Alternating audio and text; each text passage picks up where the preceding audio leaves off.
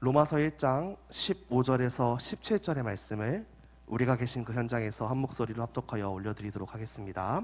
그러므로 나는 할 수 있는 대로 로마에 있는 너희에게도 복음을 전하기를 원하노라. 내가 복음을 부끄러워하지 아니하노니 이 복음은 모든 믿는 자에게 구원을 주시는 하나님의 능력이 됨이라. 먼저는 유대인에게요 그리고 헬라인에게로다. 복음에는 하나님의 의가 나타나서 믿음으로 믿음에 이르게 하나니 기록된 바 오직 의인은 믿음으로 말미암아 살리라 함과 같으니라. 아멘. 오직 의인은 믿음으로 말미암아 살리라라는 말씀으로 양윤성 목사님께서 말씀 전해 주시겠습니다.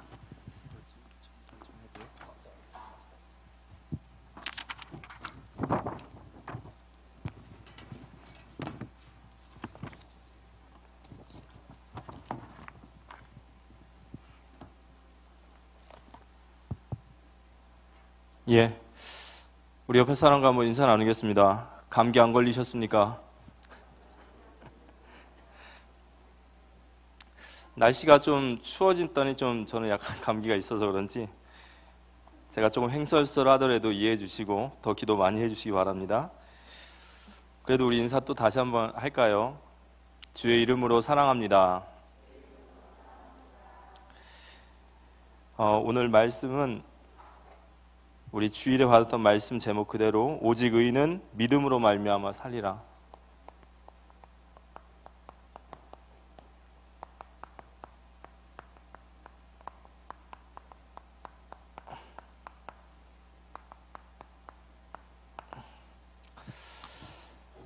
이 말씀을 같이 나눌 텐데요. 1517년 10월 31일이 바로 종교개혁일이었습니다. 그래서 저희가 이번 한 주간 개혁이라는 말씀을 아마 많이 묵상을 하실 겁니다. 그리고 개혁은 나 자신이 개혁을 해야 된다, 이런 말씀도 우리가 계속 듣는데요. 성경에서 이 개혁이라는 말은 뭔가 새로운 것을 찾는다라는 것이 아니라 리펌드, 그래서 돌아가다라는 뜻이 있어요. 그래서 1517년에 돌아가자라는 말은 초대교회로 돌아가자였습니다. 교회의 모습을 잃어버리고 너무 잘못된 길로 가고 있었지 않습니까? 그래서 그때 마틴 루터라고 하는 수도사 한 사람이 사실은 종교 개혁을 일으키려고 했던 건 아니고 그 수도사가 머물었던 그 중세 교회를 안타까운 마음으로, 그는 충원하는 마음으로 95개의 반박문을 올렸는데, 하나님은 그 시대에 개혁을 일으키기 원하셨고 그 수도사의 의견과 전혀 상관없이 종교개혁이 일어났습니다. 그래서 초대교회로 돌아가자, 이게 바로 개혁입니다. 로마서는 바울이 썼죠. 그런데 이 로마서는 로마 교회를 향해 썼는데요. 이 로마 교회는 누가 어떻게 교회가 복음이 들어가서 세워진지는 잘 몰라요. 그렇지만 바울이 로마서를 쓸 때는 로마서를 쓴 이유가 있습니다. 그 이유는 오늘 로마서 1장 15절에 보면 내가 너희에게 이렇게 말하죠. 로마서 1장 15절. 그러므로 나는 할 수 있는 대로 로마에 있는 너희에게 복음 전하기를 원하노라. 그래서 다시 들어야 할 복음이에요. 로마 교회는 이미 복음을 받은 교회입니다. 그러면 좀 얘기가 이상하죠. 왜 복음은 불신자에게 전달이 돼야 될 텐데 왜 복음 가지고 있는 교회에게, 복음 받은 교회에게 왜 또 복음을 전하냐, 이렇게 우리가 질문할 수 있죠. 그렇지만 복음 받은 우리도 계속해서 복음을 받으셔야 되는 줄 믿으시기 바랍니다. 우리가 왜 복음 받아야 되는지는 이제 아시게 될 거고요. 그래서 이 로마 교회의 복음을 다시 전해야 되겠다라고 했어요. 왜 복음을 다시 전해야 되냐면 로마서 1장 11절에 보면 내가 너희 보기를 간절히 원하는 것은 어떤 신령한 은사를 너희에게 나누어 줘. 여기서 신령한 은사는 복음이에요. 내가 이 신령한 은사를 너희에게 나누어 주어 너희를 견고하게 하려 함이라. 바울이 로마 교회에 로마서를 쓴 것은 너희를 견고하게 하기 위함이라 그랬어요. 그럼 왜 견고하게 하기 위함일까? 예를 들어서 견고한 교회는 견고하게 하기 위함이다라는 말은 안 할 텐데, 이 로마 교회 당시 바울이 이 로마서를 쓸 때는 약 AD 한 55년, 56년이었는데 그 시기가 언제냐면 그 로마의 가장 교회를 박해했던 폭군인 네로가 있었던 시기예요. 로마 시대의 글라우디오 황제 때부터 네로에부터 시작해서 이제 로마 교회가 엄청난 핍박을 받습니다. 그래서 그 당시에 그리스도인들은 내가 그리스도인이라는 말을 하면 이게 투옥을 당하든지 또는 정말 엄청난 고난을 받든지 아니면 순교를 당해야 돼요. 지금 우리가 어디 가서 종교가 뭡니까? 그리스도인입니다. 이런 무게가 아닌 거죠. 거긴 실제로 그리스도인이라는 뜻은 그리스도를 따르는 자를 말합니다. 그 이름 하나로 수많은 순교자들이 죽었습니다. 그런데 경제적인 엄청난 압박과 또 많은 핍박과 환란들이 있었어요. 그러다 보니까 이 로마 교회에 있는 사람들이 한 사람 한 사람 믿음이 흔들리기 시작한 거예요. 예수를 믿는 게 이게 과연 무엇이냐? 예수를 믿는 건 이 고난밖에 없는가? 그래서 교회가 흔들리고 성도가 흔들리기 시작하는 거예요. 바울은 로마 교회에 간 적이 한 번도 없거든요. 그렇지만 하나님의 형제의 교회가 저렇게 흔들리는 모습을 보면서 바울은 글을 쓰기 시작한 겁니다. 그래서 복음에 대해서 다시 설명을 하고 그들이 다시 복음에 견고하게 서기 위해서 이 로마서를 쓰게 된 겁니다. 그래서 다시 그들에게 복음을 전하기 위해서 쓴 거죠. 그리고 또 하나의 이유는 바울이 로마의 복음을 다 전하고 나서 이제 바울이 마지막으로 서바나라고 하는 스페인으로 가고자 해요. 바울은 땅끝이 스페인이라고 생각했기 때문에. 근데 그 스페인으로 가기 위해서는 안디옥 교회가 후원하기에는 너무 거리가 먼 거예요. 그래서 로마 교회를 통해서 나를 스페인 서바나로 보내주기를 원하노라. 그래서 로마서 15장 23절 24절에 보면 이제는 이 지방에서 일할 곳이 없고 또 여러 해 전부터 언제든지 서바나로 갈 때에 너희에게 가기를 바라고 있었으니 이는 지나가는 길에 너희를 보고 먼저 너희와 사귐으로 얼마간 기쁨을 가진 후에 너희가 그리로 보내주기를 바람이라 그랬어요. 바울이 로마서를 쓴 것은 너희가 그리로 보내주기를 바라는 마음에서. 그래서 이제 안디옥 교회가 아니라 로마 교회가 선교의 본부가 돼서 서바나 사역에 바울을 후원해 주기를. 그래서 로마서를 쓴 것은 다시 복음을 듣게 해서 그들의 흔들리는 믿음을 다시 한번 견고하게 세우고 그들에게 새로운 사명을 주기 위해서요. 그런데 우리가 복음을 듣게 될 때, 우리가 다시 복음이 우리에게 잡혀질 때 우리에게 흔들리는 모든 신앙이 견고히 세워지고 다시 사명이 회복되어질 줄 믿으시기 바랍니다. 그래서 우리도 다시 복음 앞에 서야 되죠. 진정한 개혁이란 외적인 변화가 아니에요. 진정한 개혁은 내 내면에서 변화가 일어나야 되는 겁니다. 그리고 그 내면의 변화는 복음의 빛 앞에 설 때만이 시작이 되어져요. 그래서 우리는 날마다 개혁해야 된다면 우리는 날마다 복음 안에 들어가야 되는 거예요. 그래서 다시 우린 복음 앞에 서야 됩니다. 우리가 복음 앞에 설 때 복음이 무엇이냐, 또 우리가 복음 앞에 설 때 우리에게 주시는 세 가지 응답이 있어요. 첫 번째는 내가 복음의 빛 앞에 설 때야 비로소 내 어둠이 보이기 시작해요. 복음은 내가 죄인임을 알게 해요. 이 복음은 사실 그리스도의 십자가이지 않습니까? 십자가는 우리를 위해 죽으신 예수 그리스도의 희생이에요. 속죄입니다. 우리를 위해서 왜 죽으셨냐라고 할 때 그게 죄인인 거예요. 우리가 복음의 빛 앞에 설 때만이 비로소 내 안에 어두움이 보이고 내가 죄인임을 알게 되는 거예요.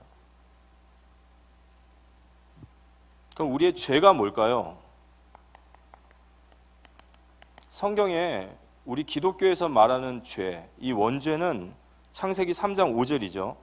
너희가 그것을 먹는 날에는 너희 눈이 밝아져 하나님과 같이 되어 선악을 알게 하는 줄 하나님이 아심이라. 죄는 아담 하와가 선악과를 따먹었습니다. 왜 따먹었냐? 그것을 먹는 날에 네가 하나님처럼 된다 이거예요. 하나님같이 된다라는 말이 무슨 말일까요? 우리가 선악과를 따먹고 아담이 지은 죄가 무엇일까요? 그걸 우리는 나 중심이라고 얘기를 하거든요. 이 나 중심이라는 말은 어떤 뜻이 있냐면요, 여러분, 우리 신자나 불신자나 모두 다 하나님이 주시는 것으로 살고 있습니다. 아멘? 이거 지금 이해 잘 안 가실걸요? 아, 무슨 말이지? 자, 하나님께서 모든 걸 만드셨어요. 만약에 지금 하나님이 이 순간 공기를 딱 걷어가시면 우리 어떻게 될까요?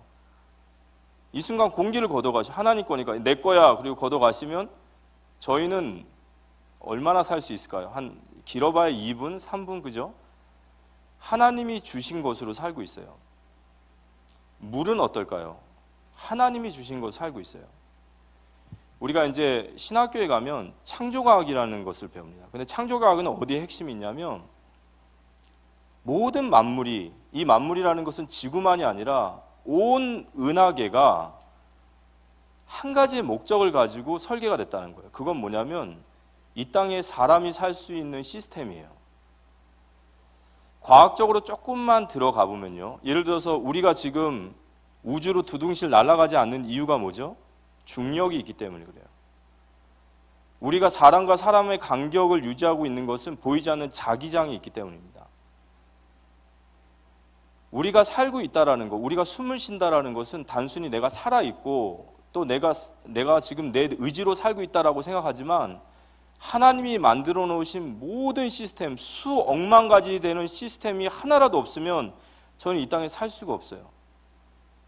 그래서 사도행전 17장에 보면, 17장 28절에 보면 우리가 그를 힘입어 살며 기동하고 존재하느니라 그랬어요.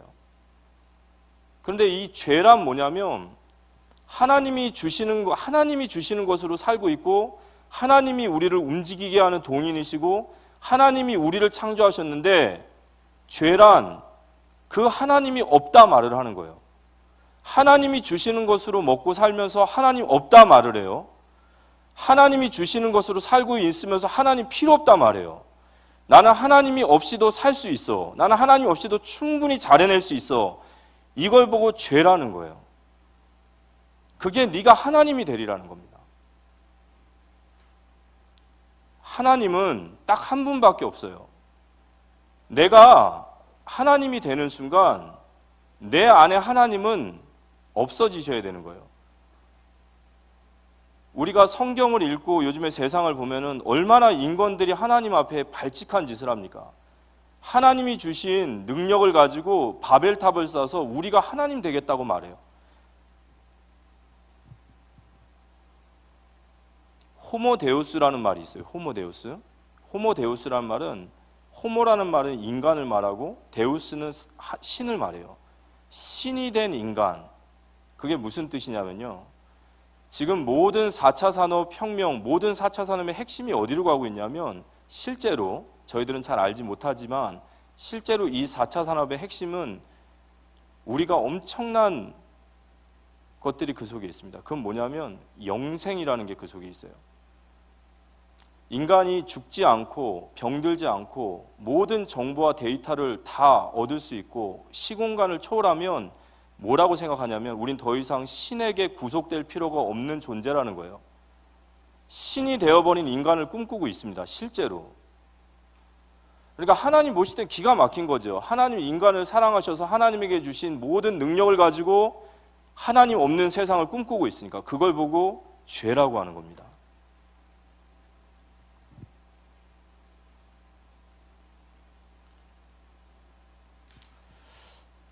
그래서 하나님 없는 사람은 불신자는 세 가지를 얘기해요. 첫 번째는 시편 14편 1절에 어리석은 자는 그 마음에 이르기를 하나님이 없다 하는도다. 하나님 없기를 바라고 하나님 없는 세상을 꿈꿉니다. 하나님 없어 이렇게 얘기를 해요. 그리고 두 번째는 로마서 1장 28절에 그 마음에 하나님 두기를 싫어해요. 하나님 미워합니다. 하나님 대적하고. 저는 이걸 어디서 한번 느꼈었냐면 인도 지역인가요? 인도에서 선교사님들과 그 선교지에서 같이 말씀을 듣던 그 3명을 그렇게 몽둥이로 동네 사람들이 두들겨 패더니 산채로 불로 살아서 죽였어요. 근데 제가 그걸 보면서 무슨 생각이 들었냐면 저렇게 예수가 싫을까? 저게 마귀다. 얼마나 기독교가 싫고 얼마나 예수가 싫으면 불신자는 하나님 마음에 두기 싫어합니다. 그리고 로마서 3장 18절에 보면 하나님을 두려워하지 않아요. 하나님 두려워하지 않습니다. 이게 하나님을 떠나서 영적으로 죽어버린 인간의 모습이에요.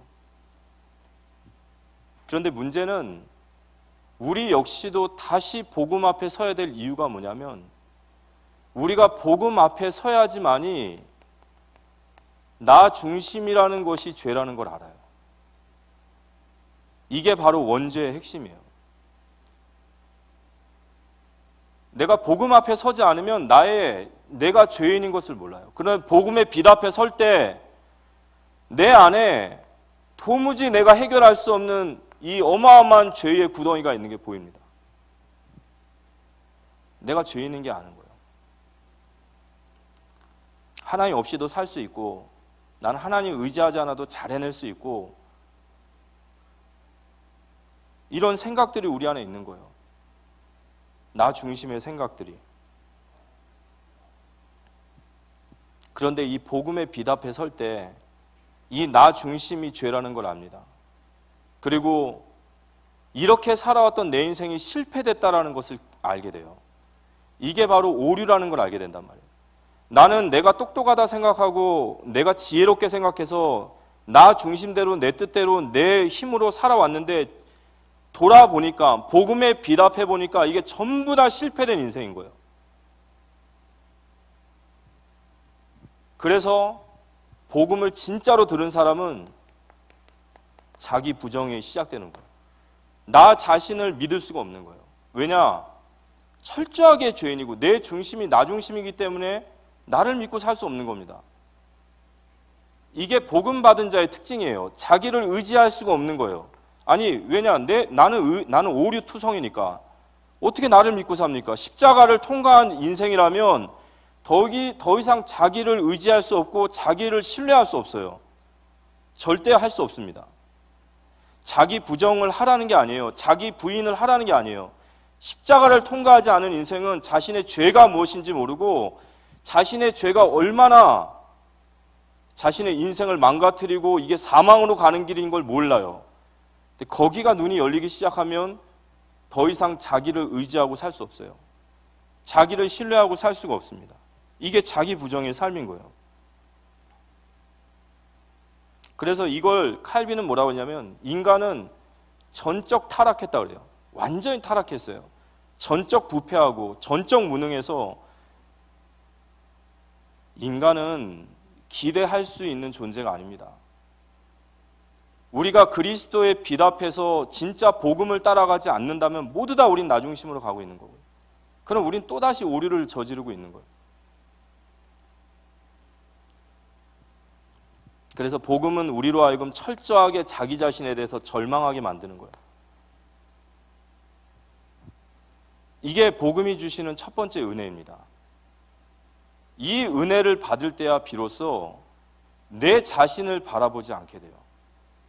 그런데 복음은 이 절망 가운데 우리를 죽이는 것이 아니라 여기에서 우리가 붙잡아야 될 한 의의를 보여주시는 거예요. 그게 바로 하나님의 의 대신 예수 그리스도입니다. 하나님의 의 대신 예수 그리스도. 로마서 3장 19절에서 22절까지 보면 우리가 알거니와 물은 율법이 말하는 바는 율법 아래 있는 자들에게 말하는 것이니 이는 모든 입을 막고 온 세상으로 하나님의 심판 아래 있게 하려 함이라. 우린 전부 다 하나님 앞에 심판받아 죽을 존재들입니다. 그러므로 율법의 행위로는 우리의 행위로는 그 앞에서 의롭다 하심을 얻을 자는 아무도 없어요. 아무도 없습니다. 나 중심이라는 죄 가운데 그 동기가 있는 모든 인간은 하나님 앞에 모두 다 심판받게 돼 있거든요. 그래서 21절, 이제는 율법 외에 하나님의 한 의가 나타났으니 율법과 선지자들이 증거를 받은 것이라. 곧 예수 그리스도를 믿음으로 말미암아 모든 믿는 자에게 미치는 하나님의 의니 차별이 없느니라 그랬어요. 철저하게 자기 자신의 죄가 보이고 나 중심이 죄라는 것을 알게 되면요, 더 이상 나를 의지할 수 없어요. 나를 따라갈 수 없어요. 이제는 내가 바라볼 것은 오직 하나 예수 그리스도밖에 없는 줄 믿으시기 바랍니다. 아니, 믿으시는 게 아니라 그런 은혜가 임하기를 기도합니다. 이제는 내가 바라볼 것은요, 나를 위해서 자기의 목숨을 죽이신 그 속량하신 예수 그리스도의 의밖에 없어요. 어떻게 나를 따라갈 수 있죠? 어떻게 나를 의지할 수 있습니까? 그건 십자가를 통과하지 못한 거예요. 십자가를 통과하지 못하는 한 아직 내 자신이 쓸모가 있다고 생각해요. 아직 내 자신이 괜찮다고 생각해요. 내가 하나님의 조금 은혜를 플러스하면 좀 괜찮은 인간이 될 수 있다라고 생각하는 거예요. 십자가 아래서 나를 위해 십자가에서 죽으실 만큼 나의 죄는 해결할 수 없습니다.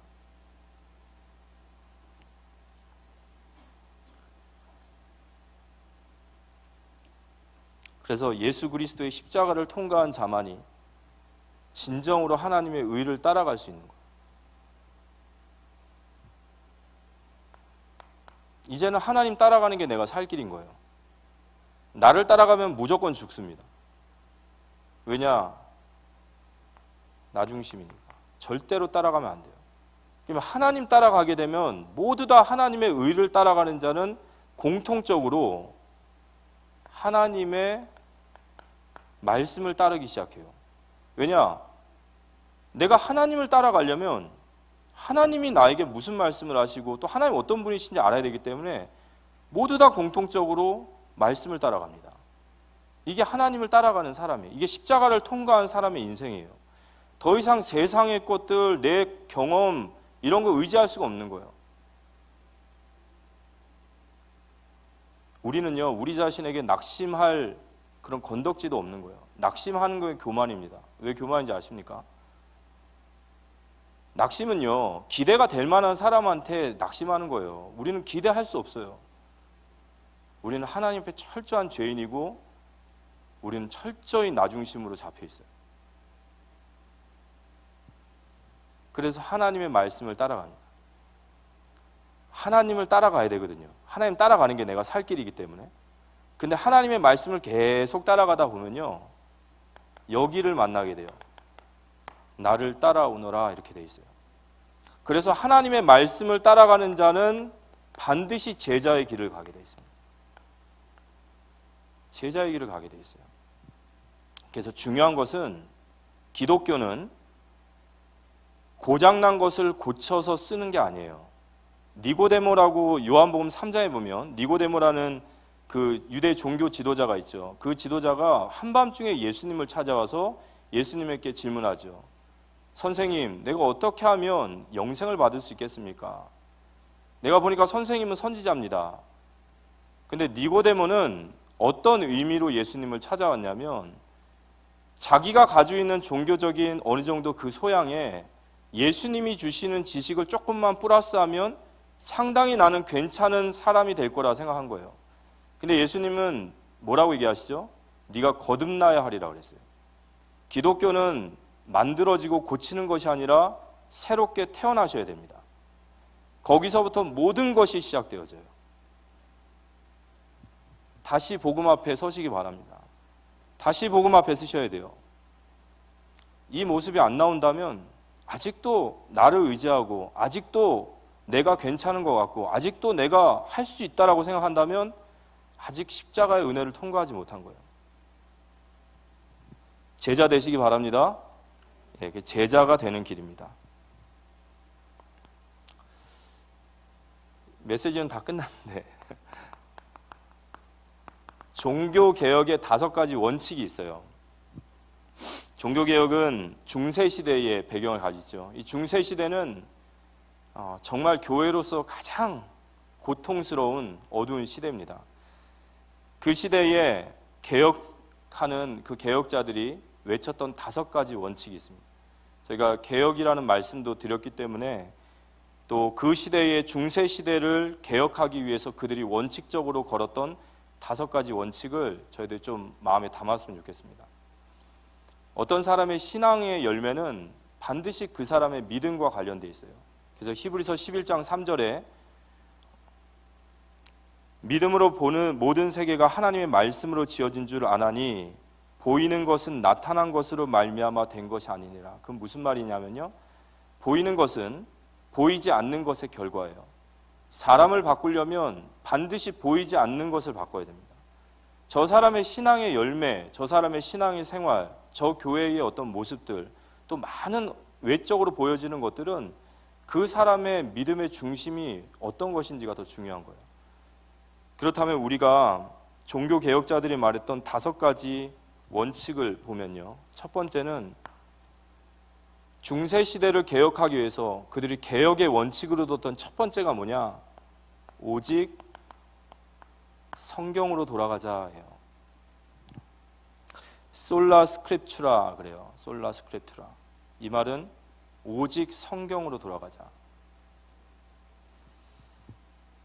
디모데후서 3장 14절에서 17절. 그러나 너는 배우고 확신한 일에 거하라. 너는 내가 누구에게서 배운 것을 알며 또 어려서부터 성경을 알았나니 성경은 능히 너로 하여금 그리스도 예수 안에 있는 믿음으로 말미암아 구원에 이른 지혜가 있게 하느니라.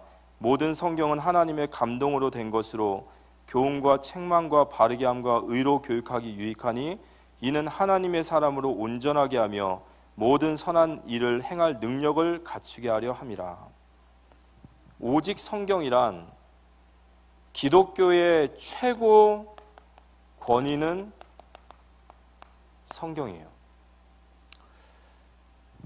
하나님께서 우리에게 성경을 주셨습니다. 맞습니까? 이게 우리에게 주신 하나님의 말씀이에요. 하나님이 우리에게 성경을 주셨기 때문에 하나님과 성경은 같은 권위를 가지고 있어요.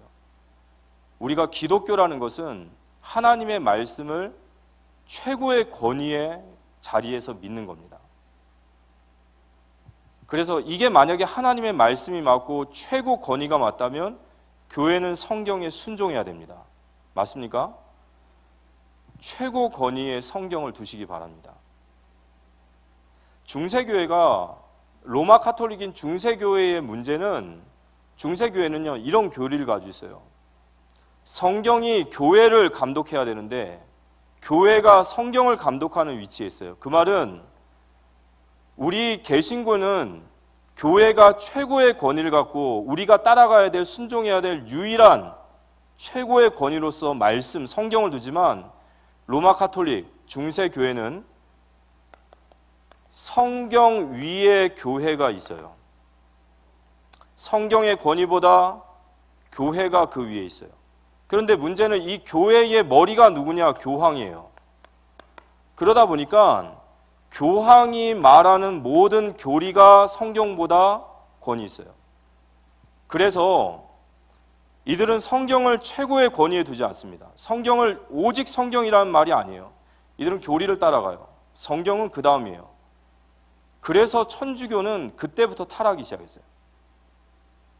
하나님의 말씀을 최고의 권위에 두고 하나님의 말씀을 절대적으로 믿고 순종하지 않으니까요, 그 교황의 말이 이제 성경 위에 있으니까 정말 귀에 걸면 귀걸이고 코에 걸면 코걸이에요. 예전에 중세시대나 지금 천주교가 우리가 생각했을 때는 완전히 비성경적이죠. 이게 무슨 핵에 망측한 이상한 게 다 있어요. 뭐 교황이 면죄부를 한 장 써주는데 그 면죄부 한 장 사면 구원을 받기도 하고, 뭐 연옥을 나타내기도 하고, 뭐 별의별 아주 핵에 망측한 게 있어요. 마리아가 중보자이기도 하고 교황이 무호설이기도 하고, 그런 모든 것들을 얘기하면은 우리 기독교인들은 아니 어디 성경에 그런 말이 있겠냐라고 말하지만 이 천주교인들은요 거기에 대해서 전혀 저항하지 않습니다. 왜냐? 그들의 교리 자체가 성경 위에 교회가 있고 교회의 머리가 교황이기 때문에 교황이 말하는 어떤 거든지 간에 성경보다 권위 있는 거예요. 뭐든지 얘기할 수 있는 거예요. 그 결과 중세교회는 완전히 망가진 거예요. 완전히 타락한 거예요. 완전히 다른 길로 간 거예요. 그래서 종교개혁자들이 개혁의 첫 번째로 들었던 게 뭐냐? 오직 성경으로 돌아가라는 거예요. 오직 성경으로 돌아가시기 바랍니다. 성경으로 돌아가면 하나님의 말씀 그대로 가게 돼 있어요. 미국 교회가 무너지고 유럽 교회가 무너지고 전 세계 교회가 무너지는데 똑같은 공통점이 있어요. 그 공통점은 성경의 권위를 무너뜨리는 거예요. 그때마다 교회는 다 무너져요.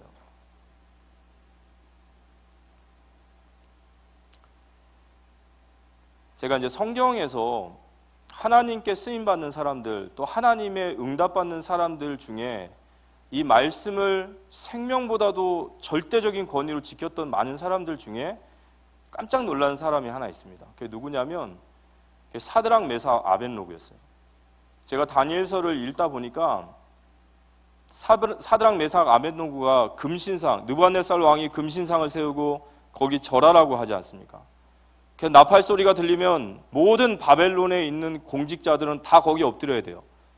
그 나팔을 뿡 하고 불었더니 다 엎드렸는데 셋만 딱 서 있는 거예요. 그 얼마나 숨을 수가 없죠. 그 느부갓네살이 가서 협박하죠.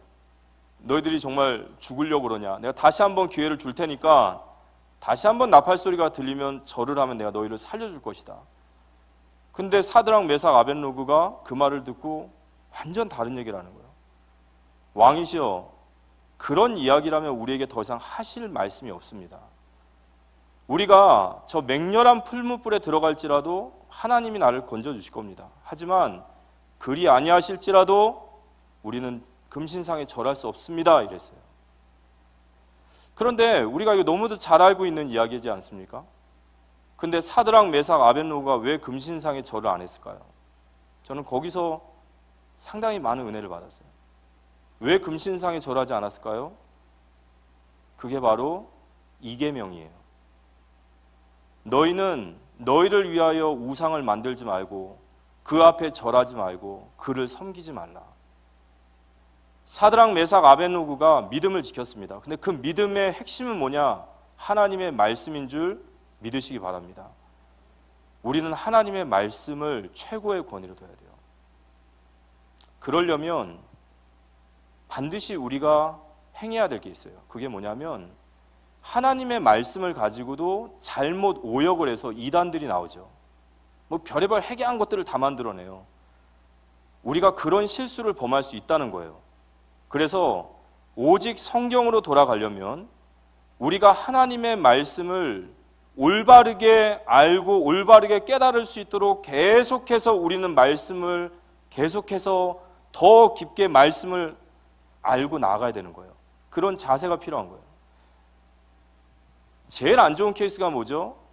내 말을 증거하기 위해서 말씀을 갖다 붙이는 거예요. 이건 오직 성경이 아닙니다. 우리의 신앙이 오직 성경으로 돌아가시기 바랍니다. 오직 성경으로 돌아가면 돼요. 교역자도 오직 성경으로 돌아가면 됩니다. 중직자도 오직 성경으로 돌아가면 돼요. 우리 모든 성도님들도 오직 성경으로 돌아가면 그 성경은 우리를 모든 것을 깨닫게 하시고 교훈과 책망과 바르게 하시고 우리를 하나님의 사람으로 세워갈 줄 믿으시기 바랍니다. 성경을 피셔야 됩니다. 중세가 암흑시대라고 하는 이유는 성경이 덮인 시대를 말해요. 성경이 덮이면 반드시 우리는 중세 시대를 그대로 가게 되어 있습니다. 누구나 마찬가지예요. 그렇다면 우리에게 질문해야죠.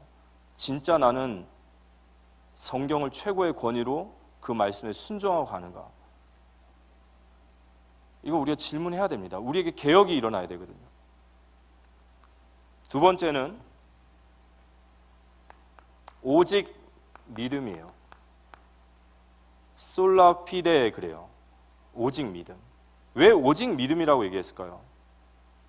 갈라디아서 2장 16절에 보면 사람이 의롭게 되는 것은 율법의 행위로 말미암은 것이 아니요 오직 예수 그리스도를 믿음으로 말미암은 줄 알므로 우리도 그리스도 예수를 믿나니 이는 우리가 율법의 행위로서가 아니고 그리스도를 믿음으로써 의롭다함을 얻으려 함이라. 율법의 행위로서는 의롭다함을 얻을 육체가 없느니라. 중세시대는 구원을 자신의 행위와 공로로 받는다고 생각했죠. 우리가 구원을 어떻게 받느냐? 우리의 행위와 공로로 받는다. 그런데 죄인은 아무리 하나님 앞에 율법의 행함으로 공로로 갈 수 없어요. 그래서 오직 믿음으로 말미암아 구원을 얻는다. 이걸 이신칭의라고 합니다. 믿음으로써 의롭다 하심을 칭함을 받는다. 우리의 모든 것이 우리의 행위와 공로가 아니라 오직 우리는 하나님을 믿는 믿음으로 나아가야 될 줄 믿으시기 바랍니다. 우리는 믿음으로 살아야 돼요. 우리는 보이는 것을 붙잡고, 보이는 것은 믿음이 아니라 하셨죠. 보이는 것은 믿음이 아닙니다. 보이지 않는 것들의 실상이 믿음이에요.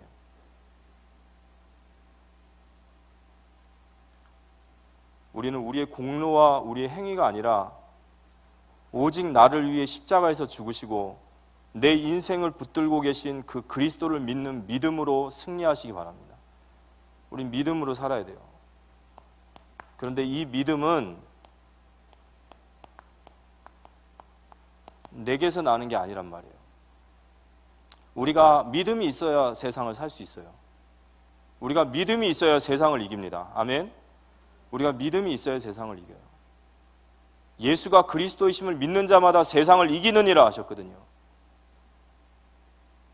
우리가 어떤 환난과 어떤 핍박과 어떤 상황이 있어도 우리가 그리스도께서 나와 함께 하시고 그분이 나를 사랑으로 붙들고 계신다는 걸 믿으면 우리는 승리할 줄 믿으시기 바랍니다.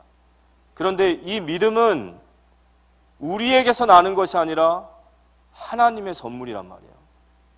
에베소서 2장 8절 9절. 오직 은혜의 선물이 믿음인 거예요. 그런데 왜 은혜를 구하지 않으십니까? 왜 기도하지 않으십니까? 우리는 믿음으로 살아야 되는 사람들인데,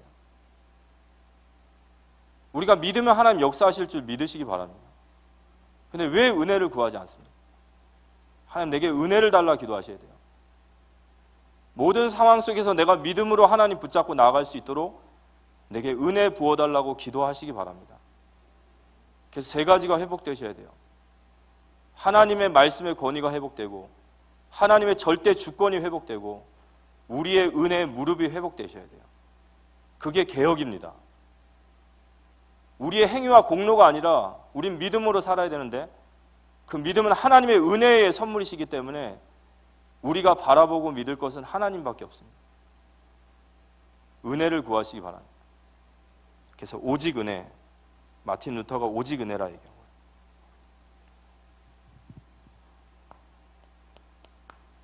그리고 우리가 좋아하는 오직 그리스도, 솔루스 크리스투스라고요. 오직 그리스도. 사도행전 4장 12절에 다른 이로서는 구원을 얻을 수 없나니 천하 사람 중에 구원을 얻을 다른 이름을 우리에게 주신 일이 없음을 믿습니다. 지금 이 시대의 트렌드는 다원주의라고 들어보셨어요? 모든 곳에 구원의 길이 있다라고 말해요. 아주 이론도 기가 막혀요. 산에 정상이 있는데 정상으로 올라가는 길은 많지 않냐 이렇게 얘기를 해요. 그런데 우리는 오직이에요. 우리는 오직 예수 그리스도만이 유일한 길인 줄 믿습니다. 이태원 사건, 세상에 일어난 수많은 일들을 보면서 우리는 오직 그리스도, 거기에 대한 마음의 답이 있어야 돼요. 하나님의 마음은 이 땅에 그리스도를 보내신 것이 하나님의 마음이신 줄 믿으시기 바랍니다. 정말 우리가 오직 그리스도라면 우리는 사도행전 3장 6절의 말씀처럼 은과 금으로 이 세상을 해결할 수 없지 않습니다. 내게 있는 것으로 내게 주노니 나사렛 예수 그리스도 이름으로 일어나 걸으라 선포해야 될 줄 믿으시기 바랍니다. 하나님 우리를 그런 존재로 불러주셨죠. 그리고 우리 교회를 그런 교회로 불러주셨습니다. 이 시대의 모든 재앙과 저주, 지옥의 권세를 꺾을 유일한 이름은 그리스도예요. 오직 그리스도. 오직 그리스도. 그리고 다섯 번째. 오직 하나님께 영광이었어요. 솔리데오 글로리아. 오직 하나님께 영광. 고린도전서 10장 31절에 그런즉 나와 있죠. 그런즉 너희가 먹든지 마시든지 무엇을 하든지 다 하나님의 영광을 위하여 하라.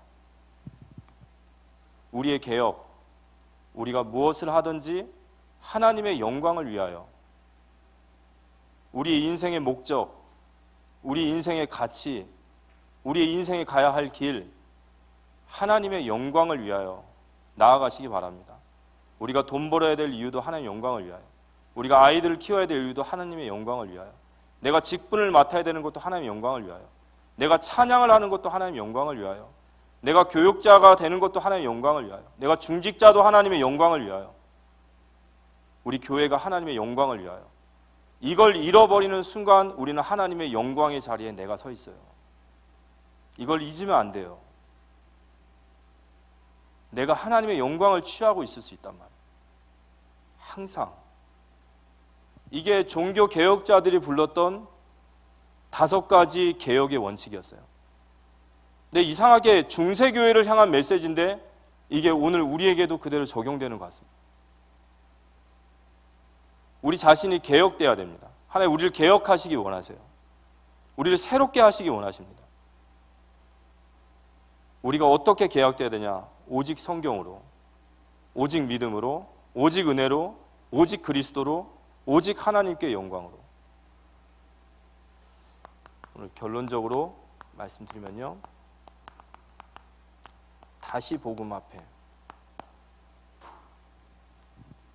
우린 다시 복음 앞에 서야 됩니다. 저는 다시 복음 앞에 서야 됩니다. 우리 모두 다 다시 복음 앞에 서야 되는 줄 믿으시기 바랍니다. 그래야 그 속에서 나를 바라보지 않게 돼요. 내가 진짜 바라봐야 될 하나님의 의 되신 그리스도를 바라보고 내가 하나님의 말씀 앞에 서게 됩니다. 그리고 종교 개혁자들이 외쳤던 5가지 원칙, 우리는 이 말씀을 붙잡아야 돼요. 이제 우리가 오늘 말씀처럼 오직 의인은 믿음으로 말미암아 살리라 그랬어요. 살아가야 돼요. 이제 우리가 가야 될 길은 이 믿음으로 말미암아 살아가야 됩니다. 그걸 저는 개혁이라고 생각해요. 이제 우리는 살아가야 돼요. 이 믿음의 길을 계속 걸어가야 됩니다. 언제까지 가야 될까요? 주님 앞에 서는 날까지. 그날까지 우리의 인생이 계속해서 이 믿음을 향해서 이 믿음의 길을 살아가는 우리 모두가 되어지기를 기도합니다. 어떤 상황 속에서도 하나님의 말씀 앞에 서고, 어떤 상황 속에서도 믿음을 고백하고 은혜를 간구하고 오직 그리스도만을 바라며 하나님께 영광 돌리는 그런 삶이 되어지기를 기도합니다. 아까도 말씀드렸지만 마틴 루터는 종교개혁을 일으키려는 생각이 없었어요. 역사를 보면 비텐베르크에다 95개 조항을 붙였지만 그가 95개 조항을 붙일 때는 로마 카톨릭 교회를 사랑하는 수도사로서 붙인 거예요. 야, 우리가 이렇게 가면 되겠냐? 변화되어야 되지 않냐? 로마 카톨릭 자기가 섬기는 교회를 사랑하는 마음으로 95개 반박문을 붙였지만 하나님 거기에 개혁의 바람을 일으키신 거예요. 그 말은 무슨 말이냐면요, 우리가 하나님 앞에 뜻을 정하고 다시 복음 앞에 선다면 하나님의 우리의 그런 작은 몸짓이 하나님 우리를 개혁의 자리로 세우실 줄 믿으시기 바랍니다. 23년이 새로운 시작입니다. 진정한 개혁이 없이는 새로운 시작할 수 없는 것 같아요. 그래서 하나님 우리에게 주신 말씀이라 믿고 우리 각자 다시 한번 우리 안에 개혁이 일어나고 다시 한번 복음 앞에 서서 우리가 견고하게 세워지고 우리의 사명을 다시 한번 확인하는 우리 모든 성도님들 되시기를 살아계신 예수님의 이름으로 기도합니다. 우리 깊은 기도